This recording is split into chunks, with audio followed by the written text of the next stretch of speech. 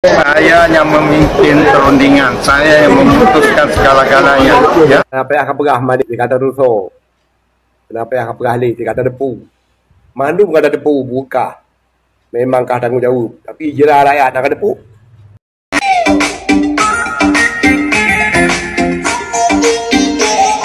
Assalamualaikum warahmatullahi wabarakatuh. Suralun fi ayyi makan.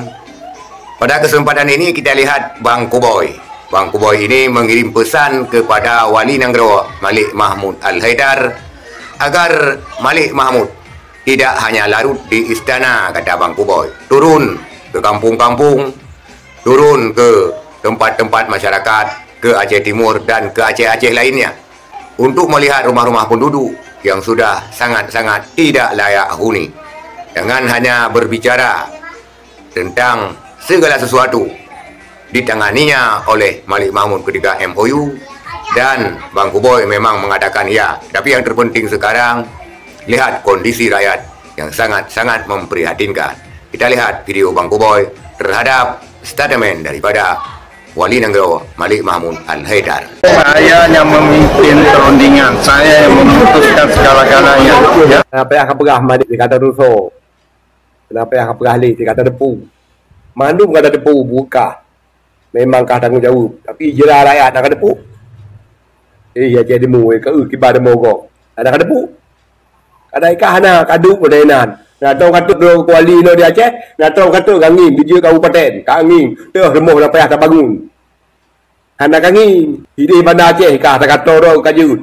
Kau rakyat kibar jelah kah. Kata gangin rumah-rumah masyarakat. Rumah kombatan gam, jadi berat kah. Tapi ada kata dekat pegah-pegah do tanggungjawab. Tanggungjawab je mudra kana katui. Mudra giji don tanggungjawab. Rumah masyarakat kami dia Aceh Timur dia berapa ka? Muka debu hutan. Itulah pernyataan Bang Kuboy terhadap pernyataan Wali Nanggro Malik Mahmud Al-Haidar.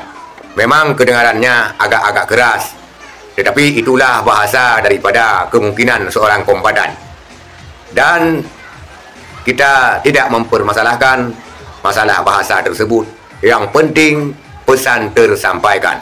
Karena masalah bahasa itu tergantung siapa yang menguraikannya.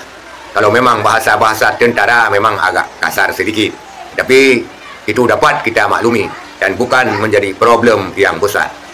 Yang penting, kata Bang Kuboy, tersampaikan kepada Wali Nanggro untuk terus memantau dan melihat perkembangan-perkembangan rakyat yang hidup di bawah garis kemiskinan dengan rumah-rumah yang kondisinya tidak layak huni. Sekian, terima kasih. Assalamualaikum warahmatullahi wabarakatuh.